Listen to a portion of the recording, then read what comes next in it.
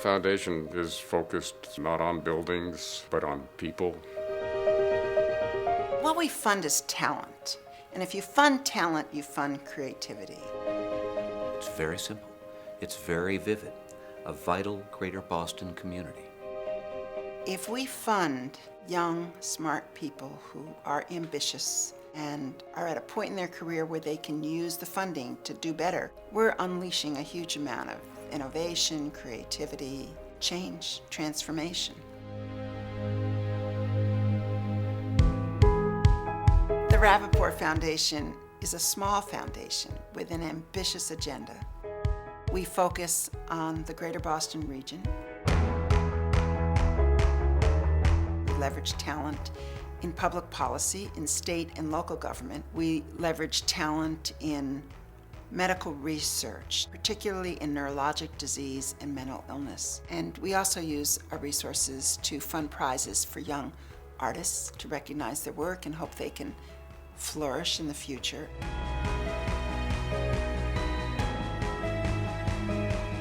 Young, smart individuals can bring energy and the motivation for change to what could be considered a bureaucratic organization. Local and state government are facing an aging workforce, a lot of institutional knowledge transitioning out, and that presents a huge opportunity for new blood to shape how city and state government provide services. When I think of the many things that the Rappaport Institute for Greater Boston does, there's nothing that I think is more exceptional than the Summer Fellows program.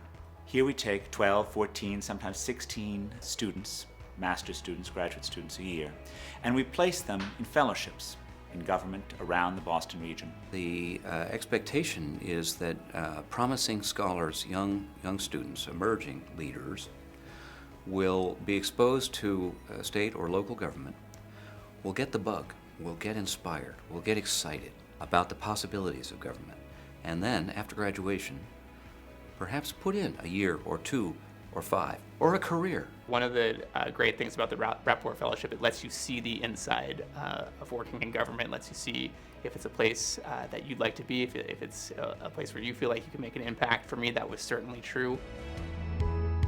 The Rappaport Foundation supported the fellowship, which put me into the mayor's office here in the city of Boston and jump-started a career for me in city government that's been 6 years now in a bunch of different roles. My department has now been renamed the Department of Innovation and Technology, which really represents our more central role in trying to drive government innovation, both from a technology standpoint, but also from changing how we do business because we have better tools today. During my fellowship, I was really focused on employing a performance management program for the City of Boston's Emergency Medical Services Department. I fell in love with municipal government more than I expected to. I worked with the City of Somerville under Mayor Curtatone on a project with their performance management department. I was able to sit in on staff meetings with the mayor and the chief of staff and a number of other individuals 3 times a week, which was remarkable. It was an experience that completely changed my life in a way. I think I did make an impact as part of this fellowship. A lot of my time was spent encouraging the city to think about making more space at the table, to make sure a lot of the diverse voices from different religious communities are involved in municipal efforts. We have changed practices in the partners we work with. And as a result of the connections that Harvard has made with people in state and local government, they started a whole new process of education that they call activity-based learning. Oftentimes, when you get to government and public service, the real challenge is not knowing what should be done, it's knowing how to get it done. Programs like the Public Policy Fellows get people engaged in learning that skill while they're still in school.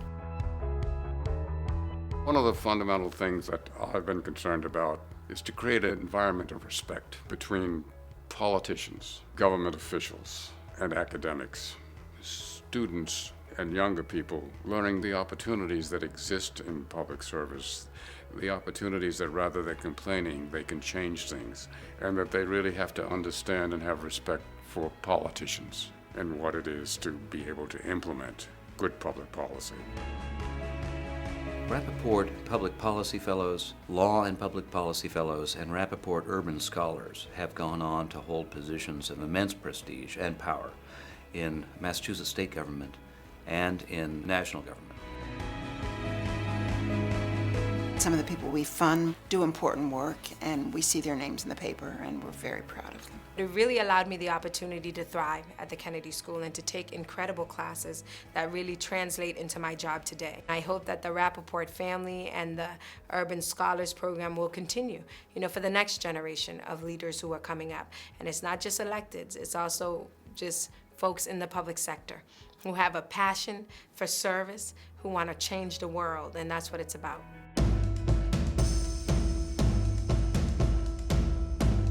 I do mostly stem cell biology, trying to make neurons with the patient cells that leads to the diseases like schizophrenia and bipolar disorder.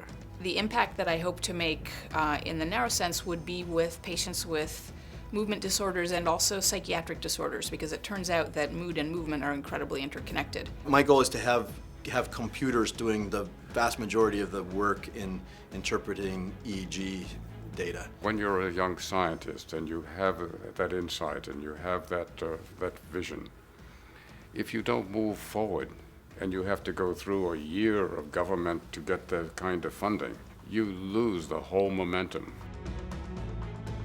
In science research and medical research, the strategy has been to endow some of the finest teaching hospitals in the world, notably Massachusetts General Hospital, Brigham and Women's Hospital, McLean Hospital, to enable them to award fellowships to promising researchers who are intent on doing things around neurology, around mental illnesses like schizophrenia, and notably around Alzheimer's disease. The fellowship allowed me to delve into topics that people knew very little about. I had a lot of ideas to improve care for people with neurologic diseases, but it was a time when I needed skills to be effective at developing them.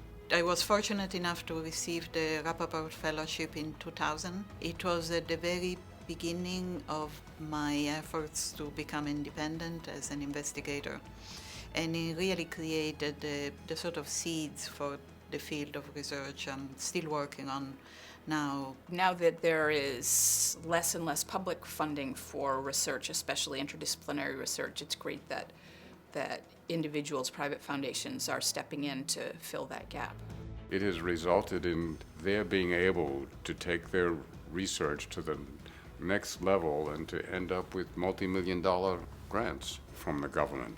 This balance between federal funding and private foundation support is critical. Neurologic disease and mental illness are intractable diseases. There are very few remedies for them. They're poorly understood.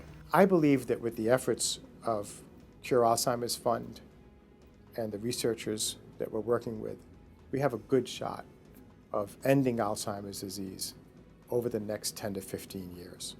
In meeting Rudy Tanzi and starting the Cure Alzheimer's Fund, we actually have created an offshoot of a local foundation which has international impact. We talk a lot about research.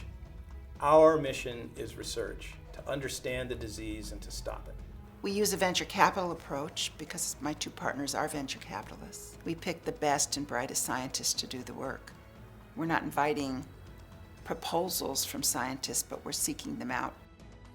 Over 10 years into our work, we've dramatically changed the understanding of the disease. So the scientists that we bet on have delivered. Rappaport Foundation funding and support has allowed countless researchers and fellows to go on to change the world, change their communities, change medical science.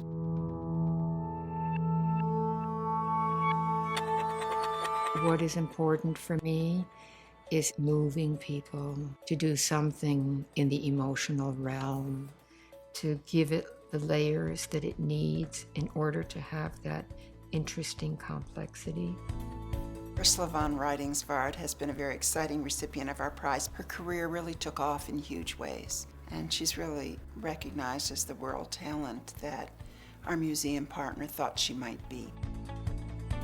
The artist is important to the world. There's a string attached between the artist and humanity at large.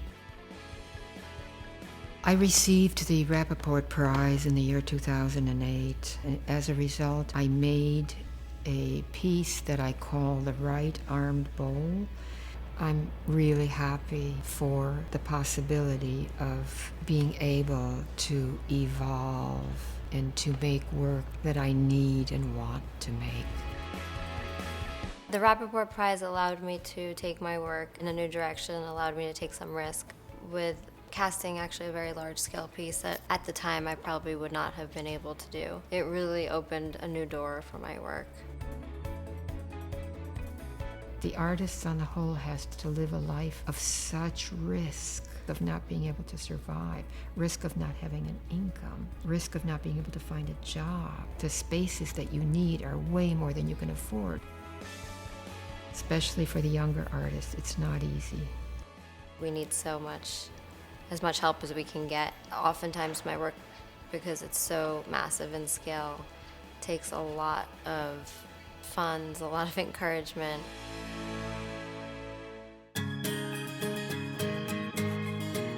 Philanthropy is a huge privilege. We want it to be done with integrity. We want it to be done with good results.